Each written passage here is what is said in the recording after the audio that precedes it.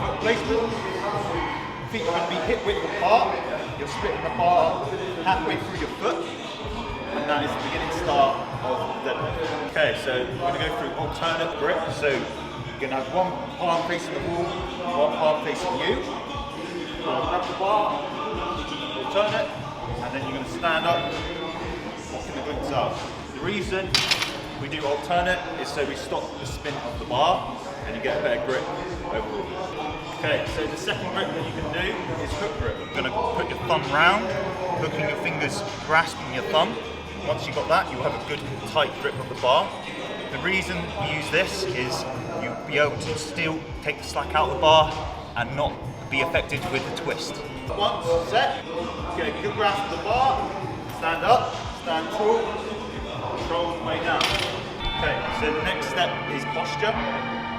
We're setting down, single kicks. You're going to put your shoulder blades in your back pocket, getting a tight sensation in your upper back.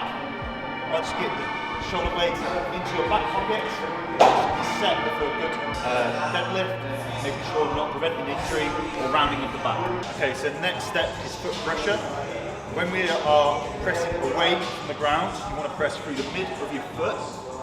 If you go onto your tiptoes, you're going to be pulled forwards, leaning forwards. If you go too far back, you're going to lean too far back and fully extend and put excess pressure in your lower back. So it's important to drive straight through the middle of your foot where the bar is placed.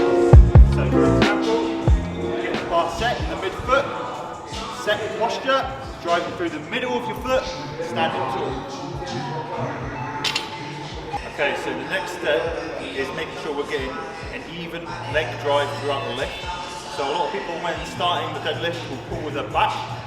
The cue that I like to use is pushing the world away. So we're getting maximum leg drive through our quads and hamstrings. So we're setting ourselves, pushing the world away, standing tall. What we're not going to do is use our lower back to drive up and fully engaging our lower back and put excess pressure on our lower back. Okay, so the next step is making sure we get the correct stance. So deadlifts can vary depending on the exercise. A conventional deadlift, you want to have your feet at hip width apart, getting a maximum contraction throughout. The way you can tell that you are getting maximum contraction throughout is if you do a simple test, a jump test. So you're jumping up, exploding. If you feel comfortable in about a hip width position, that is about right for you. So hip width, set itself, pushing the world away.